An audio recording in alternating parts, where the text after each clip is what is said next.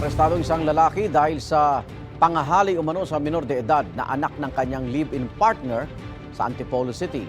Itinanggi ng akusado ang paratang. Napag-initan lang daw siya ng pamilya ng kanyang kinakasama. Lagi una ka sa balita ni EJ Gomez, exclusive.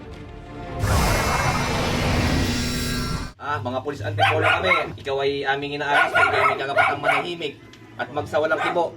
Hindi na nakapalag ng makorner at arestuhin ng pulisya ang 36 anyos na lalaki sa Antipolo City dahil sa pangahalay umano sa menor de edad na anak ng kanyang kinakasama. Naaresto ang akusado sa Barangay de la Paz mag-aalas 2 ng hapon noong Lunes. Base sa investigasyon, ilang beses ginahasa at minolest siya umano ng akusado ang 13 anyos na biktima sa loob ng mahigit isang taon. Sinasabi ng ating biktima na June 2023 pa lang, inahalay na raw siya na itong suspect. Hanggang sa dumating tong December 2024 o January 2025, nagreklamo itong bata na to at ayun, nasampahan natin ng kaulang kaso. Ang paratang itinanggi ng akusadong si alias Ven, isang construction worker.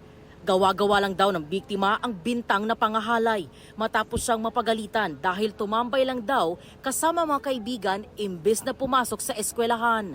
Nakauwi naman sa bahay nila. Sinabihan siya at pinagsabihan siya ng nanay niya. Ngayon, dahil pinapagalitan na siya, iba na yung sinabi. Ginagalaw ko daw siya. Giit pa ng akusado, pinag-iinitan lang siya dahil tutol ang pamilya sa relasyon nila ng kanyang live-in partner.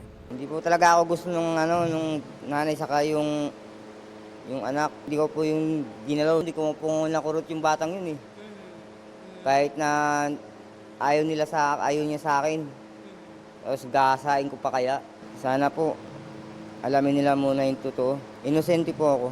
Sinusubukan pa ng GMA Integrated News na kunan ng pahayag ang biktima at kanyang pamilya.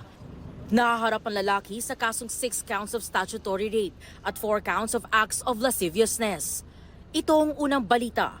EJ Gomez para sa GMA Integrated News.